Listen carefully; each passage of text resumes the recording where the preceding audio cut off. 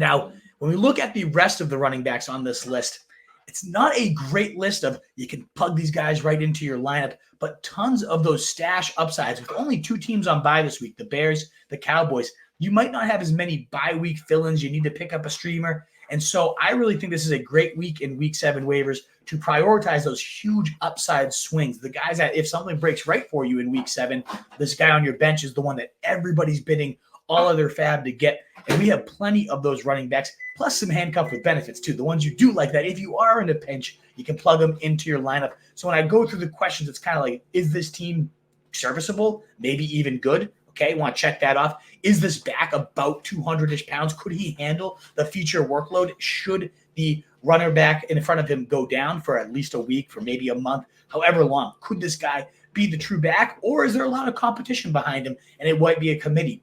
We're looking for those guys that would likely see the majority of work in good offenses and could hold up to that work. And so the first guy on that list, you can already see his name here, is Tyler Allgeier. Only 30% rostered out there in 70% of leagues. This guy is an absolute beast, though. He goes for well over 100 yards, 105 yards on his 18 carries, scores as well, catches his only target for 3 yards. That doesn't add a whole lot for you, but did actually see more carries in this game than Bijan Robinson, played more snaps than Bijan Robinson, racks up 19.3 fantasy points, was a top 5 running back this past week, was Tyler Allgeier on that scoring. And Robinson himself had a great day, even more fantasy production, 95 yards, 2 scores, looked a bit better. It seems like he's fully over that hamstring injury. But again, this is a 50-50 split at this point. And so Allgeier, that's the handcuff of benefits right there. You can plug this guy into your flexes should you be desperate. But of course, if anything happened here to Bijan Robinson, we'd be ranking Tyler Allgeier probably in our top 3 running backs. That's how good this guy has been when he gets the volume. We saw it as a rookie. He went for over 1,000 yards and really didn't start the last 3 or 4 weeks of the season, was a top 3 running back for the fantasy playoffs his rookie year. This guy's a beast, one of the top graded pass protectors as well, so he could definitely handle that 3-down skill set. So Allgeier tops the list of handcuff stashes, but this one also comes with some benefits too. Now, if you miss on him, Ray Davis, we just saw Monday Night Football last night. Huge game to Ray. 23 touches, 3 of them being catches, and 152 yards from scrimmage. Does get vultured by Josh Allen, as does every running back in Buffalo, but still was able to put up well ahead of 15 fantasy points in half PPR settings there. Just on yardage alone, got to 17 points. Was the running back 14 for the week, and he had 91% of Buffalo's expected fantasy points given the high-value nature of his touches. 58% of the snaps, 46% of the routes, 13% of targets, 67% of carries, and again, 91% of the expected fantasy points going to Ray Davis in the absence, of course, of James Cook. Now, James Cook might be back as early as this week. It's kind of a surprise, honestly, that he didn't play in Monday's game. But what if this situation's getting worse? But with the practice, we've seen it happen with Christian McCaffrey injuries. You have no clue what's actually going on here. And it does look very clearly like Ray Davis would be the preferred guy should James Cook miss any more time. And if he's right back in the lineup, yeah, it's probably going to be tough to trust Ray Davis. But at least you know you have the clear-cut guy with Ty Johnson only seeing 4 carries, 8 of the routes, 0 targets going his way on just 24 of 68 snaps for Ty Johnson, a distant running back too, if you even want to call him that. This was the Ray Davis show, and he looked great. Bowling ball, hitting the hole like he was shot out of a cannon. This is the guy that put up monster production in the SEC for 2 different schools across his years. I know he's older, but this man is an absolute bulldozer and one of the best stories to root for that you just love to hear about overcoming obstacles, homelessness. This guy is an absolute legend for what he's been able to do and overcome, and you love to have that type of stuff in your fantasy locker room, no doubt. Now, moving forward, Jaylen Wright, he's one of the exceptions to the rule of, like, will he be a feature back if the starter goes down? Probably not. We know that's not how Mike McDaniel likes to use his backs. But remember last year, we had Devon Achane and Raheem Mostert finish in your top 4 running backs in points per game. And so this is one of the rare committees that I actually don't mind targeting. I will put the preface on it that until Tua comes back, there's not a whole ton of value here. Wouldn't really trust any of these guys in my starting lineup, but it does seem like Tua is trending towards maybe a week or 2, and he'll be back here. It's crazy. Prayers up, hope the guy's okay. But certainly for fantasy-wise, it makes all the difference for this offense. Now, we just had Devon Achane ahead of their bye. They were on bye this last week, but before that, suffered a pretty brutal concussion, and we don't know quite yet whether he'll be back in the lineup here in week 7 or not. He was, as of Monday, in the red non-contact jersey.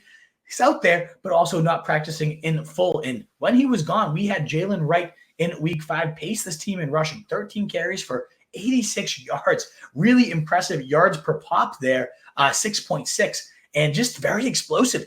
We talked about this guy time and time again. Was my favorite preseason sleeper, given that he ran a 4.38 40, 98th percentile there. Freakish athleticism, 9.82 relative athletic score, was 37th among 1,900 running backs all time. Literally the 1 percentile athleticism. The first 5 yards of his 40-yard dash were actually faster than Devon Achane. So the acceleration is elite, and we saw it in college. 26% of his carries going 10-plus yards, 19 runs for 15-plus. He had over 1,000 yards on just 137 carries, which is crazy. 7.4 yards per pop, 4.53 of those yards coming after contact. And he looks really good at the NFL level. I mean, again, we've seen Achane being swallowed up, Mostert looking slower than usual. And it's like, it's Tyler Huntley, right? This whole team kind of stinks. The line's bad. But then Wright comes in and averages 6.6 yards per pop, is spinning, is breaking tackles, is breaking it down the scheme. The guy just looks phenomenal. So eyeball test-wise, production-wise, analytics-wise, in terms of next gens like rush yards per success and all that good stuff, Wright is absolutely cooking here. And so if Achane's concussion lingers, if he suffers another injury, and especially once Tua comes back, I truly think Jaylen Wright has that upside to do what Devon Achane did all of last year, should all the circumstances arise. Big if, but certainly worth a roster spot to wait and find out. So he is my number 3 running back stash that's out there in well over half of the leagues. Now, I also really, really like Kimani Vidal, his first NFL action coming this last week. And what does he do? He hauls in a 30-yard wheel route reception, catching a touchdown there in his first career snap, his first career touch. Very, very impressive stuff from him. And granted, it was the J.K. Dobbins show for the vast majority of this afternoon. 57 of the 78 snaps went to Dobbins, as did 18 of the 38 carries, or no, rather 25 of the 37 carries went to J.K. Dobbins. It was 18 of 38 routes as well. So Vidal really did play a minimal role here on his first debut, but he was well ahead of Hassan Haskin, even in this featured role for J.K. Dobbins, and he looked really solid. 4 carries, 11 yards, and again, 40 yards on his 2 catches. He caught both of those targets, including that touchdown, and we saw it in the preseason.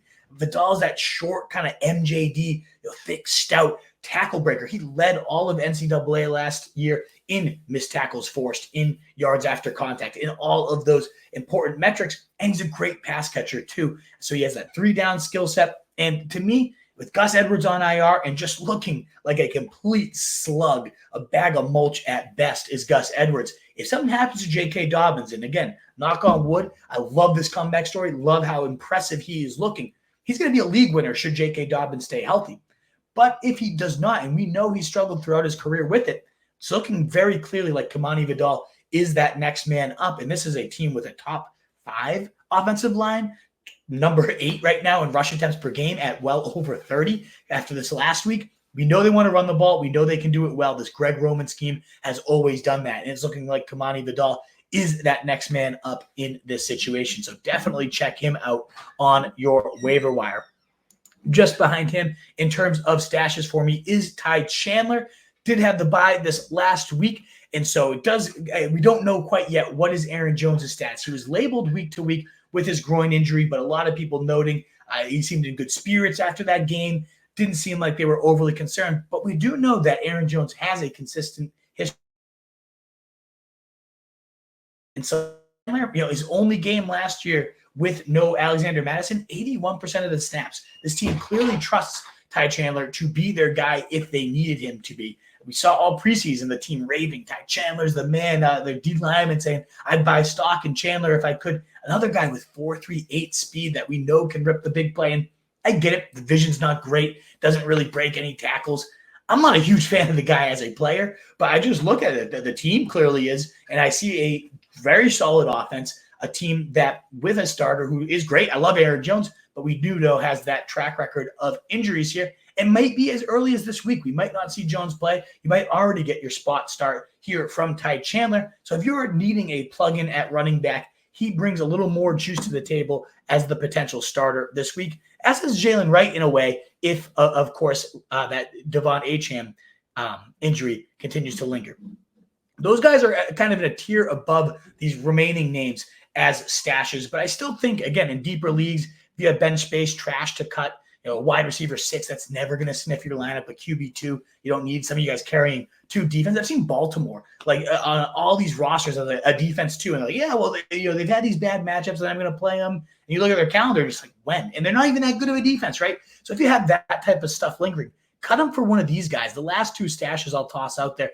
Emanuel Wilson, 12% rostered. He's consistently, though, getting onto the field, 30% of the snaps, 25% of the rushes. It has been clearly the Josh Jacobs show for the most part, but we are getting quality usage here from Emanuel Wilson nonetheless. We know that this is a Matt LaFleur staple. He has always had committee backfields. He forced Derrick Henry to be in a committee with Dion Lewis during his Titans days. And so they're always going to have this number 2 guy be at least somewhat involved, and we're definitely seeing that right now with Emanuel Wilson, a thick, little stout guy, but great long speed. Again, another one of those 4.4-ish 40s, right in that 80th to 90th percentile in speed score. And Marshawn Lloyd, a guy that I really liked in best ball, one that I was drafting quite a bit because of this historic committee usage from Matt LaFleur. Where is he? I don't know. He certainly doesn't exist. He's been on the IR to start the year. Liked the player. I thought this was going to be an intriguing stud, but looking like Emanuel Wilson is going to be that guy instead. So one of those ones, again, if something ever happened to Jacobs, we got 70% of the work now going to Wilson, guy who did handle feature workloads throughout his collegiate career, despite it being at a smaller school. I am a big fan here of Emanuel Wilson. The last of these stashes, if you want to toss out there, I saw him get dropped in a lot of leagues, is Blake Corum, and I can understand it. He's barely played all year, but we saw some glimpses, a couple little glimmers of hope here with Blake Corum ahead of the bye. We did not see any Ronnie Rivers in week 5 ahead of that bye. We saw Blake Corum get in for 15% of the snaps, 18% of the carries. I get it. That's nothing to write home about. You have Kyron Williams in front of you, the ultimate volume hog, going to be a magnet for touches.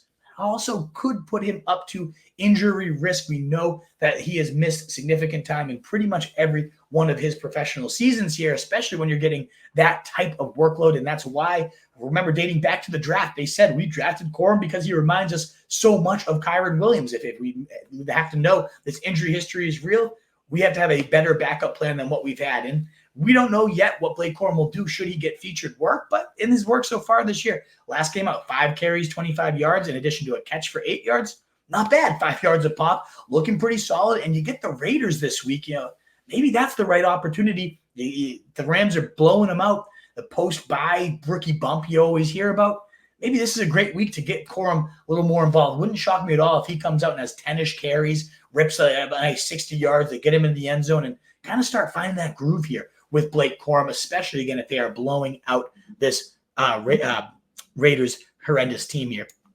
The last backup I'll mention, just because, again, I love the talent. We're talking with Trey Benson for the Cardinals, a Breece Hall level size speed nightmare. Jonathan Taylor, we don't see guys built this big and then break away with 4.3 speed like Trey Benson.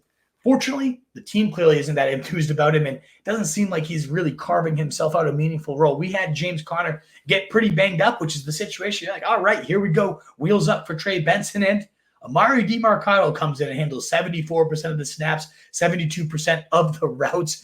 Nowhere to be found there for Benson, who then did, in that trailing game script, got 5 carries, put him into 26 yards, looked pretty decent doing it. But I do think a lot of that was the fact that they were already down by 20 points to the Green Bay Packers. Had this been a neutral game script or certainly a lead and James Conner was out, I do think it would be Trey Benson. It's speculative. That's why he's towards the bottom of this list for me, despite having so much upside. But unlike some of these other guys, Blake Corum, I could see being a true 3-down horse, for example. I do think Trey Benson would always be shackled with Amari DiMarcado. But it is worth noting that James Conner did leave that game late with an injury. We know he has missed at least 3 games in literally every single year of his career. So there is going to come a time where this backfield will lean upon some other names. And I do think Trey Benson is still the most exciting guy, despite this discouraging feather in the cap, at least at first glance, in terms of his handcuff upside. What is up, you fantasy wolf? Thanks so much for tuning in. If you haven't already, share your thoughts in the comments, check out some more videos, and join the newest Wolfpack by subscribing below.